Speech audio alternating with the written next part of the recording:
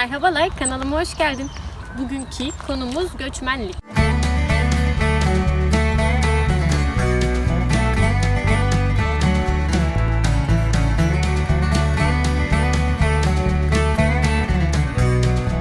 Merhabalar, kanalıma hoş geldin.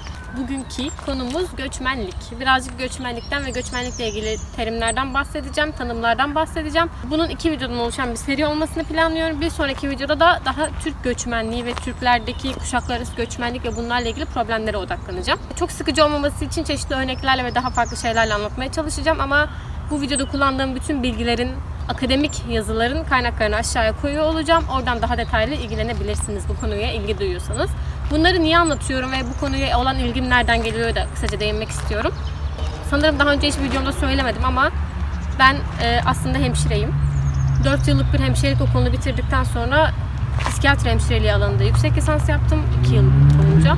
Şimdi de aynı anda doktora yapıyorum. Yani özetle kısa olarak söyleyecek olursak psikiyatri hemşiresiyim. Çok bilinmeyen bir şey olduğu için böyle detayını anlattım. O yüzden bu kanalda birazcık daha da farklı ilgi alanım olan ve bilgim olan alanlardan da bir şeyler koymak istediğim için birazcık göçmenlik konusunu konuşmak istedim sizinle.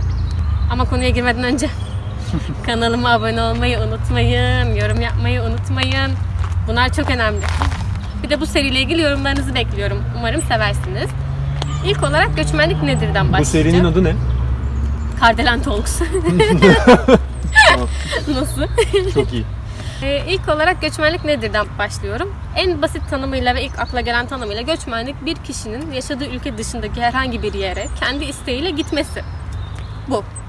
Göçmenliğin bir sürü nedeni olabilir. İlk başlarda 1960'larda 70'lerde göçmenlik genelde tek bir nedene göre yapıldığı için neyi kastediyorum? İşte Almancı dediğimiz insanlar iş için gitmişler. Birileri darbe sonrası siyasi problemler nedeniyle gitmişler. Önceden göç deyince insanın aklına tek bir neden geliyormuş. İşte bu iş olabilir, savaş olabilir, siyasi nedenler olabilir. Ama hani şu anki... tektin?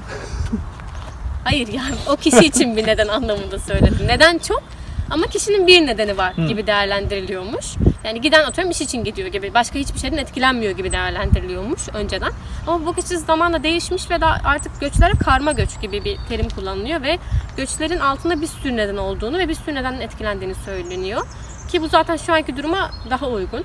Yani bakıldığında biz buraya bir iş için geldiğimiz için buna bir işçi göçü diyebilirsiniz ama tek nedeni iş aslında değil. Türkiye'deki bazı problemler ve bazı başka hedeflerimiz, başka hayallerimiz sonucunda buraya geldik ve bunun artık tek bir nedeni yok. Yani komplike bir yapı var. O yüzden buna karma göç deniyor. Bu bir sürü şeyden etkilenen göç sistemine. Şimdi bu konuya değinmek istememdeki en temel nedenlerden biri göçmenlerde birçok psikiyatrik problemin daha sık görüldüğüyle ilgili çalışmalar olduğu, uyum problemlerinin daha çok olduğuyla ilgili çalışmalar olduğunu biliyorum. Bunları bulabildikçe aşağıya linkleyeceğim. Yani şu an şey gibi düşünüyor olabilirsiniz. İşte gittiğim yerde çok iyi hissedeceğim kendimi. Şu an depresyondayım ama onu işte ülkeden çıktığım anda aşacağım falan gibi düşünüyor olabilirsiniz. Ama bilim bunu söylemiyor. Bilim diyor ki göçmek bir stres kaynağıdır ve kendi başına zaten bazı şeyler neden olabilecek bir probleme dönüşebilir. Kendi başına zaten bir sorundur yani aslında bir yerde. Kişinin aşması gereken bir süreçtir. Yani o yüzden şunu demeye çalışıyorum. Türkiye'de psikolojik olarak çok kötü bir durumdaysanız acilen kaçmak istediğiniz için doğru bir davranış da olmayabilir. Yani bu o kadar kolay, o kadar mükemmel bir iş değil. Zorlukları var. Yani bunu söylüyorum diye de aşağıya şey yazmayın. Beğenmiyorsanız dönün ben geleyim falan gibi şeyler de yazmayın. Onu demeye çalışmıyorum yani. Beğendik biz, o değil. Evet, Mevzu beğendik, o değil. memnunuz ama sonuç olarak bir çaba gerektiriyor ve zor bir süreç. Şimdi o yüzden birazcık da uyum kavramından bahsedeceğim. Göçmenlikle hep yan yana olan bir kavram, uyum kavramı. Uyum ne demektir? Öncelikle bu uyum, adaptasyon, 2 kelime kullanılıyor bunun için.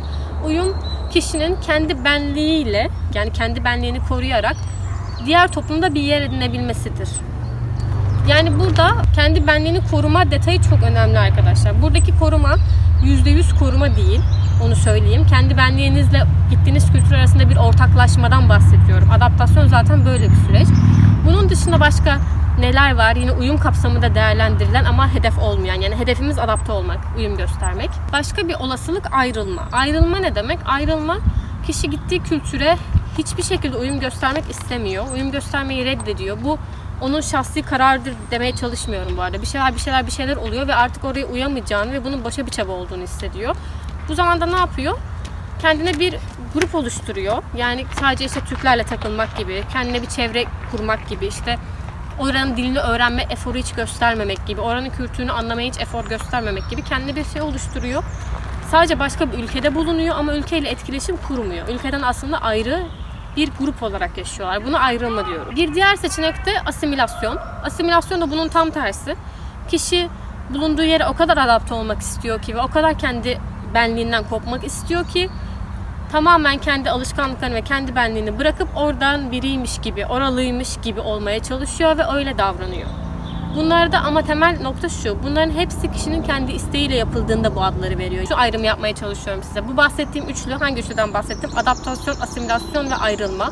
Bunların üçünün temel kriteri kişinin kendi isteğiyle bunları yapıyor olması. Yani burada tek taraftan bahsediyorum, bir göçmenden. Bir de bunun göçen ülkedeki çoğunluk tarafı var. Eğer çoğunluk sizi belli davranışlar göstermeye zorluyorsa, asimile olmaya zorluyorsa, buna potada eritme diyoruz. Potada eritme ne demek? Şunları yapıyorsan bu ülkede kalabilirsin, yapmıyorsan biz sana zulüm edeceğiz demek. Bunu eğer sana yapılıyorsa ve seni asimile olmaya zorluyorsa bu başka bir şey. Aynı şekilde tam tersine ülke sana çok ayrımcı davranıp hiçbir şey seni dahil etmeyip senin ortaklaşacak bir kültür oluşturmayı reddediyorsa, yani atıyorum ortaklaşmak için ne yapılabilir? Dil kursu mesela, ücretsiz dil kursu gibi. Böyle şeyler hiçbir şekilde sana sağlamıyorsa, sana imkanlar sağlamıyorsa, özlük hakları sağlamıyorsa bu da seni zaten ayrılmaya zorlamak oluyor. Bunlar farklı şeyler. Şu an bu kısmından bahsetmiyorum. Yani karşı ülkenin size yaptığı tavırdan bahsetmiyorum. Kendimizin yaptığı tavırlardan bahsediyorum. Burada 3 tane temel yapı var. Ama şunun da çok önemli olduğu bütün kaynaklarda belirtiliyor. Sizin bir yere uyum sağlayabilmeniz için bir kültüre, o kültürdeki insanların da size uyum sağlamaya bir niyetinin olması gerekiyor. Buna zaten çok kültürlük deniyor. Yani ben istediğim kadar çabalarsam çabalayayım. Eğer karşıdaki toplum, karşıdaki ülke benim kültürümü kabul etmeye ve bir ortaklaşmaya yanaşmıyorsa bu başarısızlıkla sonuçlanıyor. Bunun sonunda ya ayrılma var, ya ben diyorum ki ben sadece Türklerle takılayım çünkü olmuyor. Ya da diyorum ki bütün bu özelliklerimi bırakayım ve asimile olayım. Ne zaman iki taraf da birbirini kabul etmeye ve anlamaya çalışırsa adaptasyon oluyor ve hedef tabii ki bu. Ama zor bir süreç. Yani mesela şimdi gibi. ben 30 yıldır Almanya'da yaşıyorum, bir kelime Almanca bilmiyorum ve diyen bununla adam. gurur duyuyorum diyorsan ayrılmışsın. Toplumdan ayrılmışsın ve ayrılmakla gurur duyuyorsun. Ama ayrılmayı ne kadar kendileri tercih ettiler, ne kadar zorlandılar, ne oldu orası ayrı bir tartışma konusu. Ama sonuç olarak ayrılmış. Yani bununla gurur duyan biri kendi isteği de bir kısımda en azından var belli ki ayrılmayı tercih ediyor. Birazcık da göçmen sorunlarından bahsetmek istiyorum. Yine bunların hepsi Türkiye bazında, yani Türk göçmenler bazında yapılan çalışmalar değil. Genellikle göçmen sorunları üzerine yapılan çalışmalara baktım ve göçmenler ne sorunlar yaşıyor. Daha ilgimi çeken şeyleri koymaya çalıştım bu arada. Göçmenlerin yaşadıkları derya deniz sorunlar var da enteresan olanları, konuşmaya değer gördüklerimi konuşmak istedim. Mesela yabancı düşmanlığı, damgalanıyorlar, stigmatize ediliyorlar, işte ayrımcılığa maruz kalıyorlar falan filan. Bunlar tahmin edilen bir şey. Yalnızlık duygusu, göçmenler kendilerini yalnız hissediyor. Aidiyet sorunu, ait hissetmiyorlar bulundukları kültüre. Aidiyet sorununun örneklerini nerede görüyoruz diye baktığımızda da buna verilen en temel örneklerden birkaçı mesela kendi ülkesinin basınını, yani Türkiye'nin basınını bulunduğu ülkeye göre daha çok takip etmek ısrarla. Planlarını Türkiye'ye göre yapmak ısrarla, yatırımlarını Türkiye'de yapmak, Türkiye'ye gömülmek istemek. Yani bunların bir tanesi çok büyük bir anlam ifade etmiyor ama bir davranış bütününe dönüştüğünde kişinin oraya ait hissetmediğini ve aklında sürekli bir Türkiye olduğunu gösteriyor. Bunlar aidiyet duygusuyla ilgili problemleri bize işaret ediyor. Mesela burada kazanıp Türkiye borsasında yatırım yapınca kendini buraya ait hissetmiyor mu insan? Yani bunu mesela sadece karlı olacağını düşünüyorsan bunun aidiyetle ilgili bir sorunu yok. Ama kafandaki şey ben bir ev alayım nasıl olsa köyüme dönerimse İşte ait değilsin demektir yani. O burada ölmek istemiyorsun, burada yaşlanmak istemiyorsun demektir. Yani bu ikisinin öyle bir farkı. Yoksa Türkiye'yi bir yatırım fırsatı olarak görüyorsan bu aidiyetle ilgili bir şey değil zaten. Ya da atıyorum mesela gömülme konusunda da mesela burada işte dini törenini gerçekleştiremeyeceğinle ilgili bir kaygıysa bu da aidiyetle ilgili değil.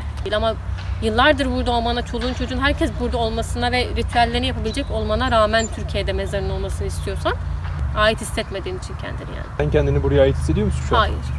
Ben de hissetmiyorum. Yani bu zamanla olacak bir şey bence yani. Şu an çok yeniyiz bence böyle bir his için. Ama bu bir aidiyet sorunu tabii ki. Başka bir sorun ne? Aşağılık duygusu. Aşağılık duygusu ne oluyor? Kendi diline, kültürüne karşı aşağılanmış hissetmek. Burada ama bir aşağılama aslında yok. Yani örnek nasıl verebilirim? Mesela işte bir Türk alışkanlığı olan işte yaşlılara yer verme gibi düşün. Sen bunu veriyorsun, 3 kere veriyorsun, 5 kere veriyorsun. Kimse bundan hoşlanmıyor. Kimse bunu devam ettirmiyor. Bu gelenek aşağılanmış gibi hissediyorsun. Çünkü neden? aynı önem gösterilmiyor, aynı değer verilmiyor. Buna her şey yorabilirsiniz. Bayramlara, dini törenlere, işte etkinliklere, yani senin kültürüne ve senin için çok normal ya da kural olan şeylere aynı değerin gösterilmiyor olması ya da diline. Yani bunların artık o kadar önemli olmadığını ve hala bir hayatın olduğunu bilmek tabii ki bir hayal kırıklığı. Yani senin için vazgeçilmez olan bazı şeyler vazgeçilebilirmiş. Buraya gelince bunu anlıyorsun. Bunun dışında kuşkuculuk yine bir göçmen sorunu olarak sık gözüken bir şey. Özellikle dil problemi varsa, mesela ki bizim de var, Flemenkçe bilmiyoruz. Ne dedi? Benim aklımda mı konuştu? Şöyle mi dedi? Bunu mu dedi? Bir kuşkuculuk ve bir şey arama. Şimdi bu bir kere zaten bir sorun. Çünkü arayan buluyor. Yani biraz insan istediğini üretir. Bu kuşkuculuk nedeniyle kendini daha çok damgalanmış ya da ayrımcılığa uğramış hissedebilir göçmen. Böyle bir sorun var. Bunun dışında suçluluk duygusu. Göçmen kişi bıraktığı insanlar için suçluluk duyabiliyor. Eğer onların bir problemi varsa, bir şeyler iyi gitmiyorsa, ki biz de mesela bunu hissediyoruz. Yani Türkiye'de kötüleşen her bir şey için kendimizi birazcık aslında suçlu hissediyoruz. Hem ailelerimiz ona maruz kaldığı için hem de biz burada olduğumuz için böyle bir sorun var. Bunun dışında tabii işsizlik, dil problemleri, uyum problemleri, kültür çatışmaları, nesiller arası çatışmalar gibi bir sürü göçmenlikle ilişkilendirilebilecek problem var. Çekiyor musun hala? Kayıttayım. Çekiyor. Kaydı takan mı var? Bunun dışında göçmenlikle ilgili aslında sorunlar, yani örneklendirdiğim bir sürü sorun iki temel başlıkta toplanabiliyor. Bu şekilde toplayan kaynaklar da var. Kişilikle ilgili sorunlar, sosyal kimlikle ilgili sorunlar gibi değerlendirilebilir. Sosyal kimlik ne demek? Oradan başlıyorum birazcık. Bunu en basit şöyle anlatabilirim. Bir kişinin kendini tanımlaması için ikinci bir kişi gerekliliği vardır. Yani ben olmazdım, sen olmasaydın sözünün bir gerçeği var. Yani sen Türkiye'de atıyorum kendine uzun diyorsundur. Aslında bunun bir metresi yoktur, değil mi? Yani şundan uzun olanlara uzun deniyor gibi bir şey yok. Sen Türkiye'ye göre uzunsun aslında ve bunu kendini yıllarca ben uzunum diye geçiyorsun ve buraya geldiğinde atıyorum bu artık öyle olmayabiliyor. Çünkü insan kendini çevresine göre değerlendirir. Yani sen Türkiye'de dersin ki ben çok modern bir insanım ve bunun altını doldurursun. Çünkü dersin ki bak ben bunları yapmıyorum, şunlar yapıyor. Bunlar seni modern kılıyordur. Ama burada modern değilsindir. Bu yüzden senin sosyal kimliğini, kendinle ilgili algılarını şekillendirmen gerekiyor ve bu tabii ki çok yıpratıcı bir şey aslında, zor. Çünkü sen o kişilikle, o kimlikle büyümüşsün ve onlara yeri gelmiş tutulmuşsun, yeri gelmiş onlarla hayata motive olmuşsun. Son olarak da kültürler arası yeterlilik kavramından bahsetmek istiyorum. Kültürler arası yeterlilik kavramı nedir? Böyle bir şeyden bahsediliyor. Diyorlar ki senin bir kültüre adapte olabilmen için, uyum gösterebilmen için bir kültürler arası yeterliliğin olması gerekir. Bu ne? Senin o kültürü anlamaya bir niyetin, bir çaban. Bana bak bu şekil ben sevmiyorum diye bana mı geldin? Gel. Konuk oyuncu aldık. Kültürler arası yeterlilikten bahsediyorum. Kültürler arası yeterliliğin uyum sağlamak için çok önemli olduğunu söylüyorlar. Bu ne? Karşı bir kültürü anlamaya, yargılamadan anlamaktan bahsediyorum. Empati kurmaya duyulan istek ve beceri. Aslında sadece istek de değil. Yani diyorlar ki sen bir kültüre adapte olmak istiyorsan öncelikle o kültürüdeki insanları anlayabilecek, onlara empati duyabilecek bir kişilik gelişimine sahip olman gerekir. Bunu yapabilmek için de önce bir kere kendini tanıman gerekir. Kendi algılarını tanıman gerekir. Mesela aynı örnek üzerinden gidiyorum. İşte yer verme örneğinden. Sen otobüste yaşlılara yer veriyorsun. Verilmiyor. Buna da alınıyorsun. Yani devam ettirilmiyor bu şey. Ya da atıyorum senin bir yaşlın olunca kimse yer vermiyor. Buna alınıyorsun. Ama bu sorunu çözebilmek için bir kere buna alınmanın sebebinin de senin kültüründe bunun çok sıradan bir şey olduğu gerçeğini biliyor olman gerekiyor. Önce bunu bilmen gerekiyor ve sonra karşı tarafla onların bunu niye yapmadığını, yani onların kültüründe bu hiç mi yok ya da ne düşünerek yapmıyorlar, bunu anlayabilecek bir empatiye ve bir iletişime sahip olman gerekiyor. Yani diyorlar ki bu kültürler arası yeterliliğiniz yoksa olacak olan şey yani dağ küsmüş, dağın haberi olmamış durumu. Sen ona alınırsın, o sana alınır, kimsenin haberi olmaz. Tavşan ve dağlısı var, o daha güzel. Aa, öyle miydi? Yok hayır. Tavşan daha sürtmüş dağ demiş diye bir laf var. Bu ne şimdi? Bu şekilde bir şey olmaması için karşılıklı bir empati ve bir açıklık ve bir iletişim gerekiyor. Bu çok önemli. Söylediğim şeyleri genel olarak toparlayacak olursam, göçmenlik birçok şeye yol açabilecek olumsuzluğa bir sorundur aslında. Bir değişikliktir ve bir stres kaynağıdır. Bununla en iyi bir şekilde baş edebilmek için kişilerin kendilerini iyi tanıyan, karşıdaki insanlarla iyi iletişim kuran ve empati yeteneği gelişkin insanlar olması gerekiyor. Ve bu bir süreçtir. Bununla ilgili çeşitli kaynaklar var. Yani bunu 1,5 yıla kadarını normal kabul eden, daha sonrası daha patolojik kabul eden kaynaklar var. İşte önce biraz hoşunuza gider yani yeni bir ülkede olmak, sonra işte soğursunuz, zorlanırsınız falan diyen kaynaklar var. Yani süreç birçok kaynakta farklı anlatılıyor ama bu bir süreç, onu söyleyebilirim. Genellikle ilk başta daha mutlu olduğunuz, sonra bir zorlanma ve sonra alışmaya geçtiğiniz bir süreç. Birçok kaynak bu şekilde anlatıyor. Adımları ve detayları daha farklı olsa bile. Böyle bir süreçten geçmeniz gerekecek. Ve bu süreçte kendinizi ve kendi benliğinizi koruyarak, belli bir ölçüde en azından, bulunduğunuz yerde ortaklaşmanız ana hedef, bunu söyleyebilirim. Söyleyeceklerim bu kadar. Yani genel olarak vermek istediğim mesaj bu. Videonun ikincisinde de birinci kuşak, ikinci kuşak ve üçüncü kuşak göçmenlikten ve Türkiye'deki göçmenler arasındaki düşünce farklılıklarından ve kuşak farklılıklarından bahsedeceğim. Bu göçmenliğe böyle genel bir giriş, göçmenlik 101 gibi oldu biraz. Biraz çok bilgi içerdiğinin farkındayım. Daha detayını isterseniz aşağıdaki şeylerden bulabilirsiniz. Sizi çok seviyorum. Videomu sonuna kadar izleyen ve bir dahakini izlemeyi planlayan herkese kalp gönderiyorum. Öpüyorum. Ya beğenmişsiniz. Beğenmeyi unutmayın, abone olmayı unutmayın. Bak söylemedim.